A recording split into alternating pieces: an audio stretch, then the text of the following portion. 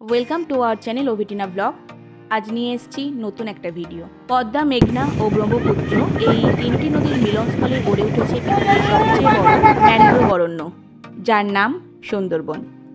এই বনাঞ্চল ভারত ও বাংলাদেশ জুড়ে বিস্তৃত, তবে বেশিরভাগটাই বাংলাদেশে। আনুমানিক হলেও ভারতে রয়েছে 34%।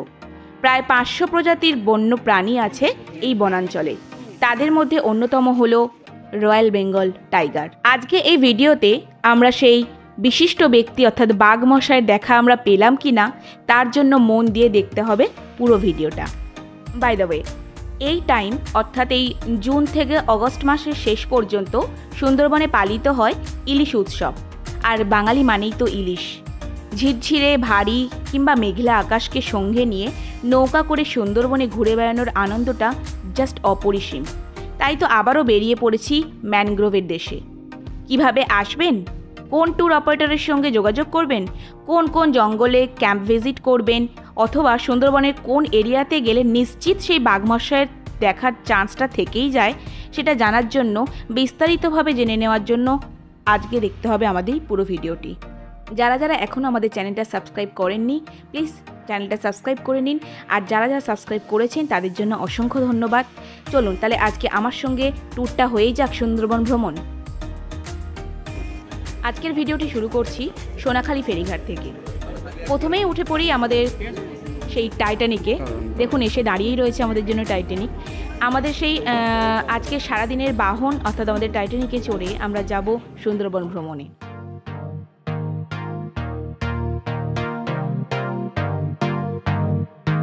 আমরা আসার সঙ্গে সঙ্গেই নোঙর গেল উঠে, আর আমরা চলতে শুরু করলাম নদীর পক্ষে।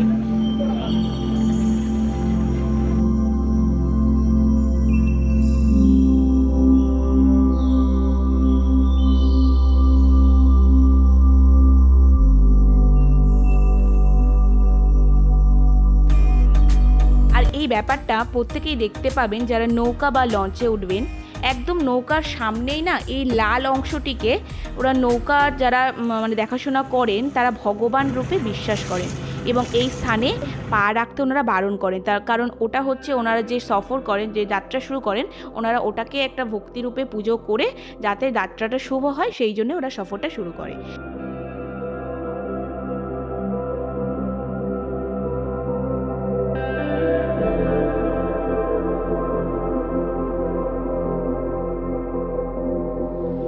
যাই হোক, নদীপথের এই যাত্রা উপভোগ করতে আমরা সকালে কফিতে চুমুক দিয়েই বসে পড়ি বেসুরো গলায় গানের আসরে।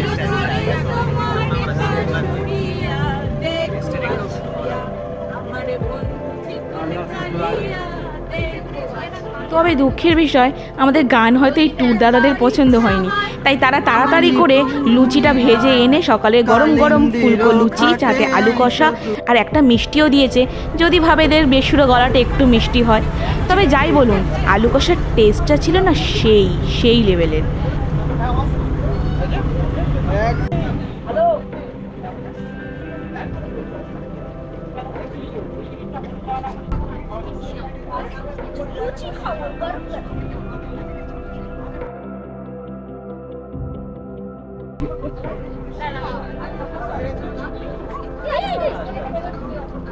এই তো দারুণ ছিল রসগোল্লা। ঠিক ঠিক ঠিক আপনি এখানে এসে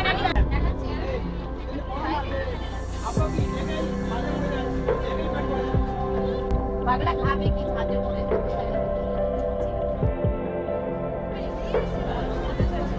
এটা ছিটছে ভালো একদম ব্রেকফাস্ট গরম রাখতে পারছি না হাতে। আমরা এই বর্ষা ওয়েদারে ফুলকো লুচি আর আলু কষা খেতে থাকি, আর সাথে মিষ্টিও আছে। আর তোমরা সেই সময় একটা ছোট্ট টাইম ল্যাপস নিয়েছিলাম তোমাদের জন্য, সেটা উপভোগ করতে থাকো।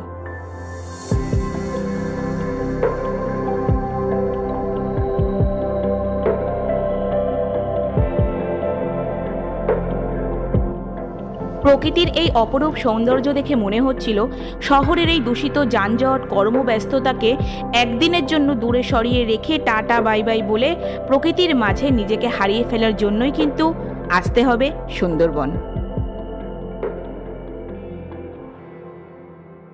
অনেক হয়েছে কাব্য। এবার এই একদিনের সুন্দরবন ট্যুরের প্রথমে আমরা যাই সজনেখালি ওয়াইল্ড লাইফ স্যাংচুয়ারিতে।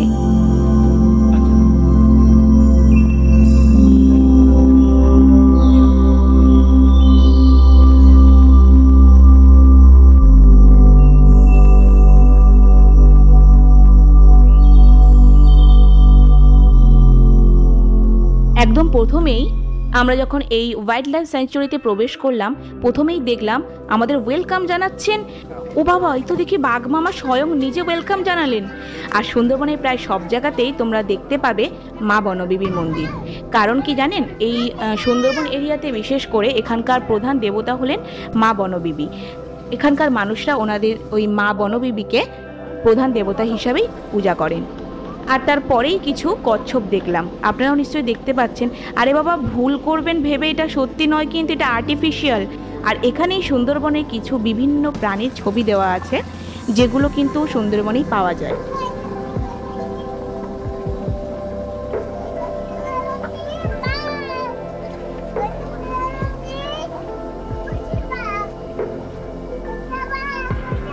এটা দেখতে পাচ্ছেন, এটা হলো গোলপাতা গাছ।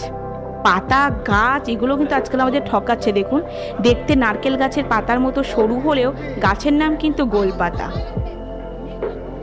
এই যেন একটা শুয়ে আছে ওখানে, দেখি যাই তো। ও কুমির। এটা কি মনে হচ্ছে আপনাদের নকল? একদমই নয়। সব কি আমরা নকল জিনিস দেখবো নাকি? সবাই কি আমাকে ঠকাবে আমাদের? এটা কিন্তু আসলে একদম আসল কুমির। দেখুন, এ কিন্তু শ্বাস প্রশ্বাস নিচ্ছে। তবে ভালো করে দেখলাম এটা সত্যিই কুমির। আর এটা হলো গোলপাতা গাছের ফল, যেটা কিনা খাওয়া যায়। এই হলো আমাদের সেই ভূগোল বইয়ে পড়া সুন্দরী গাছ, এতদিনে চোখে দেখলাম, যার নামেই এই সুন্দরবন। আবার ফেরা সেই নদীবক্ষে। আর গাইড দাদাদের কাছ থেকে না জানতে পারলাম এটি একটি টাইগার জোন। কিছুদিন আগেই এইখানে দেখা মিলেছিল রয়্যাল বেঙ্গল টাইগারের, তাই এখানে দেখুন জাল দিয়ে ঘেরা আছে। আর এদিক ওদিক বাঘের খোঁজ করতে করতেই এসে উপস্থিত, এই জাস্ট প্রথমেই খেলাম জীবনে আমুদে মাছের ফ্রাই। হ্যাঁ, নদীতে বক্ষে ভ্রমণ করছি, নদীর মাছের ফ্রাই না খেলে ঠিক ব্যাপারটা জমে না, তাই না? ওটা খেতে খেতেই আমরা এসে হাজির হলাম সুধন্যখালি ওয়াচ টাওয়ার।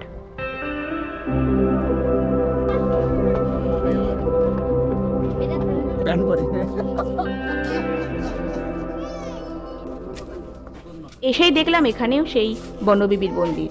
মা বনবিবির কাছে প্রার্থনা করলাম, ভগবান যাতে একটু বাঘের দেখা পাই। তারপর যেটাকে দেখে কুমির বলে মনে হয়েছিল, ভালো করে দেখলাম, ও মা, এ তো সেই কুমির নয়, ফলস। তারপর আমরা গিয়ে পৌঁছাই ওয়াচ টাওয়ারে।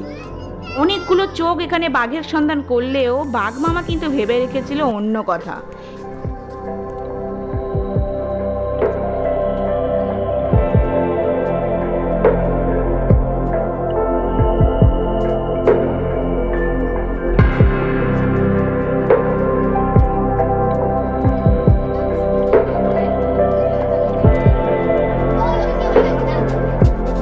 এবার লঞ্চে ফিরেই নদীবক্ষে ভাসমান লঞ্চে শুরু হলো খাওয়া দাওয়া।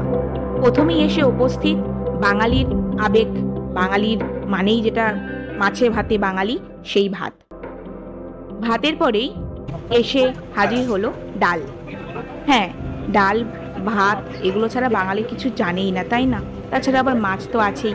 এবারে আসলো ভেটকি মাছ, এরপরে ইলিশ।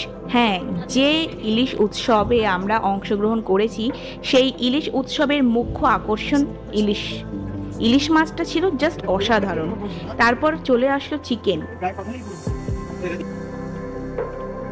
তখনই আমরা দেখতে পেলাম একটা বাংলাদেশি ট্রলার।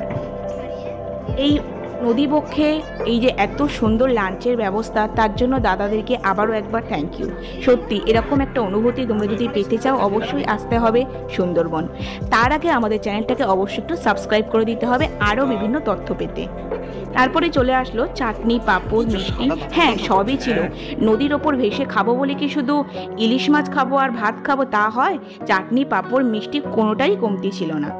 আর খাবারগুলো ছিল সেই স্বাদ, জাস্ট অপূর্ব, খুবই সুন্দর খেতে। আমাদের ট্যুরটি ছিল যেহেতু একদিনের, তাই এবারে সেই মন খারাপের বেলা, ঘরে ফেরার পালা। আমরা দর্শন করলাম লোকনাথ বাবার মন্দির। এখানে প্রণাম করে আশীর্বাদ নিয়ে আমরা ফিরলাম আবার লঞ্চে।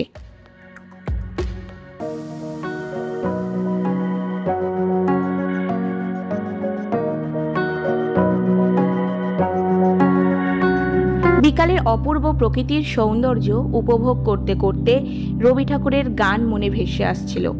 আর সেই গান ভেসে আসতে না আসতেই আমাদের ট্যুর গাইড দাদা বলে উঠল, চলুন ফেরার পথে গোসাবাতে একটা বেকন বাংলো আছে, সেটা ঘুরে যাই।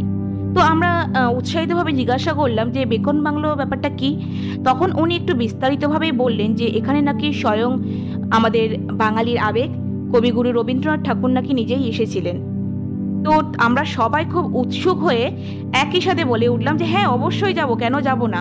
তো আমরা এবারে চলুন দেখা যাক সেই রবি ঠাকুরের বেকন বাংলো। সত্যি এতক্ষণ যে ঘুরছিলাম এটা একটা আলাদা অনুভূতি। আর এই বেকন বাংলোর মধ্যে প্রবেশ করার সঙ্গে সঙ্গে একটা আলাদা অনুভূতি হচ্ছিল। মনে হচ্ছিল যেন এই জিনিসগুলোতে হাত দিলে মনে হচ্ছিল যেন সত্যি এগুলো একটা যেন আলাদা রকমের একটা সৌন্দর্য, আলাদা রকমের একটা ঐতিহ্য। তো আমরা সঙ্গে সঙ্গে সেই স্মৃতি তো নিয়ে আসছি, সাথে যদি একটু ফটো থাকে ক্ষতি কি, ওই জন্য আমরা সঙ্গে সঙ্গে সমস্ত স্কুল স্টাফরা মিলে একটু ফটো সেশন করে নিলাম। বেকন বাংলো থেকে বাড়ি ফেরার পথ ধরলাম। সত্যি সারাদিনের এই যে প্রকৃতির স্বাদ আস্বাদন করলাম তা সত্যি মুখে বলে বোঝানো সম্ভব নয়। আমি হয়তো অনেক কথাই বলেছি, কিন্তু এই প্রকৃত যে সৌন্দর্য, প্রকৃত যে আনন্দ, এটা উপভোগ করতে হলে আপনারাও আসুন, ঘুরে যান একদিন প্রকৃতির মাঝে।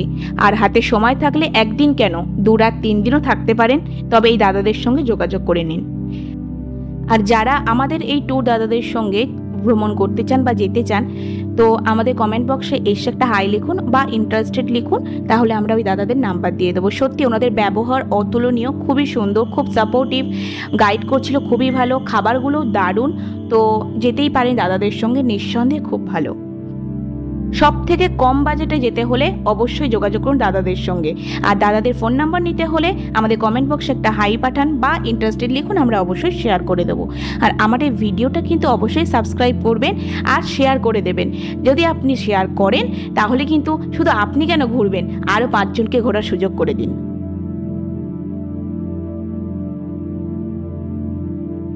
আমার কথাটি ফুরালো, লঞ্চ সোনাখালীর ঘাটে এসে হাজির হলো। চলুন টাটা, আবার দেখা হবে পরবর্তী নতুন কোনো ভিডিওতে। Like, comment, share and subscribe করে দিন, আর এই ভিডিওটা সবার কাছে শেয়ার করে দিন।